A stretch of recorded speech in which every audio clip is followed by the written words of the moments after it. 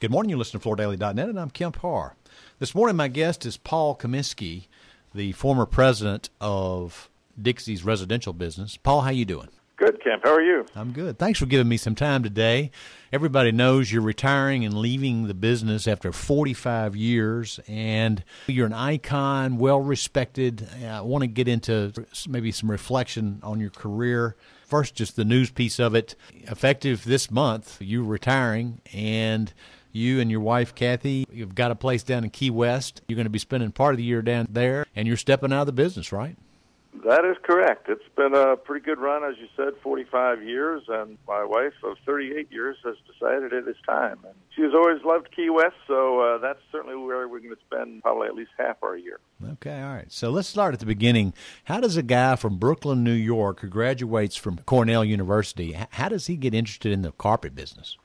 My Lord, that's a long story. It actually gets stranger. I was a biology major at Cornell, got out back in 1973, decided I wanted to see the country, and being of somewhat modest means, was in the middle of a tour across the country, was running out of funds, decided I need to get a job, and Armstrong comes along and says, you can come join us and we'll give you 6 months of sales training, which is what everybody told me I had needed to get into any sales position, so I joined Evans & Black in 1973. Yeah. Not an epic in career planning, but it worked out. So let's talk a little bit about that. Evans & Black, and then Gulistan, and then World, and then Mohawk, and then Dixie. So every bit of that is carpet-focused, and I guess some great companies you've worked for.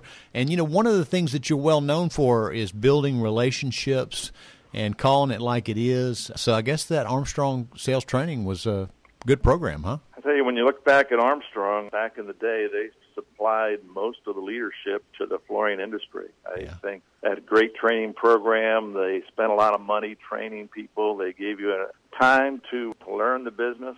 Unfortunately, after 3 or 4 years, a lot of the people who were trained by Armstrong were worth more than they were getting paid, and were targets for other companies. But certainly at Evans & Black, I was blessed with getting great mentorship from a number of people, starting with Jack Riley, and gave me a great basis for understanding the carpet business. Yeah, I think there's 3 companies that are known for training people. It's Milliken, Shaw, and Armstrong back in the day. That's correct, and I think Shaw copied Armstrong. A couple of other little things I want to cover on this is that in the last 10 years, let's spend most of our time on that. As I talk to people that want to tell me about your tenure, say at Dixie, for instance, the residential business under your leadership has doubled in the time that you've been there. So you've done a great job. And I hear it's a balance of knowing product and relationships and building teams. From your perspective, what is the secret of your success? Well, I think the last thing you said, building teams, is probably the most important. You can only get so big based on one person's work. You really need to take some time to build a team. And fortunately, a lot of those things were in place when I got there, but I like to think we built upon them a little bit. One thing Dixie has always had is great sales personnel. Mm-hmm. You go back to Maslin, who started one of the first training programs in the carpet industry back over 30 years ago. And a lot of those people are still with us today, and they really form what I think is the best sales group in the industry.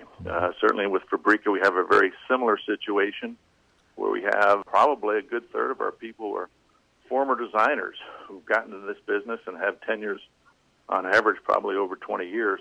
So we always had a good sales force. We had to develop a sales force at Dixie Home. David Polly got that started. Yeah.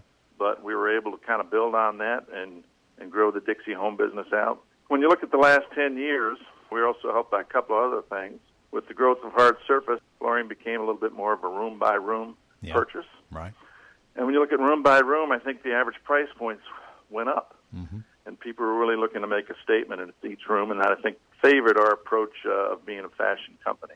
And I think the final piece is we had leadership, starting with the Frierson family, that really, when a lot of people pulled their horns in, decided to continue to invest in the business. So some good basics that we had in place, a very aggressive attitude on the part of our leadership, and I think we did continue to build both our sales force and our product development team.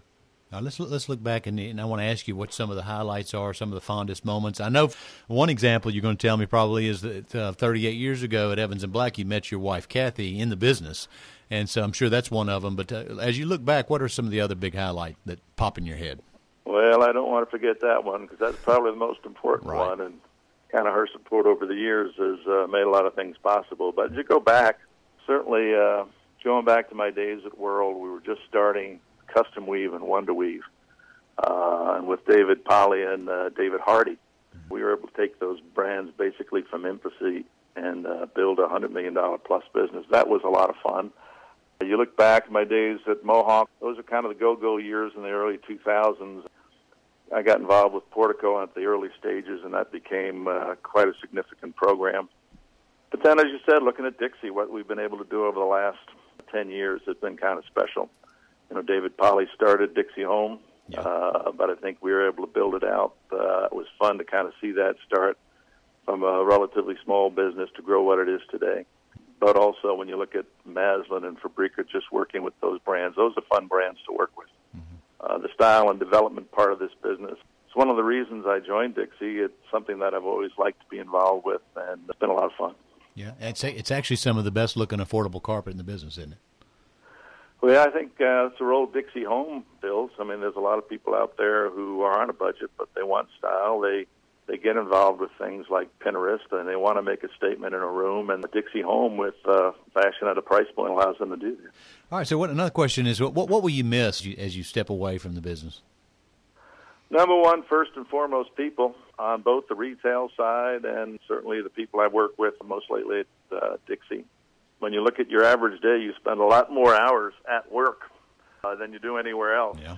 And I've always been a great believer that most of the good ideas are in the field. So I have spent a lot of my time, my work time, traveling. And over the course of 45 years, you develop a lot of friendships. A lot of people I call on, I started with the fathers, and I'm now working with the sons. Right. And those relationships are just hard to replace. And you certainly try to keep those relationships going and to see those people, but obviously you take away the work factor, and that gets a little harder. So I'll miss the continuity of seeing what really are friends that I've developed over the years.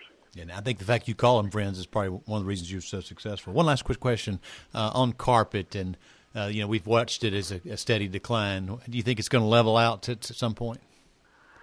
Well, you look at what's happened at Europe, and they started this decline before us, and it seems to be leveling out a little bit there. Yeah. I do think it will level out, but obviously it's at a much lower level.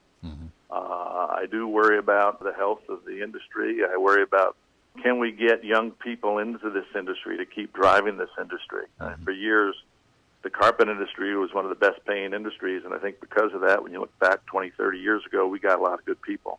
We need to have that influx of good people to continue to make carpet a viable option for flooring. Okay. So we're looking at where we are, February 2018. You're stepping away from the business. I look at some pictures on Facebook, and I see you've got some grandkids, so you're going to be focused on family for a while, right? Grandkids are the best. Yeah. They're a lot of fun. You want to spend time with them. You realize at this stage in life how fast they grow up.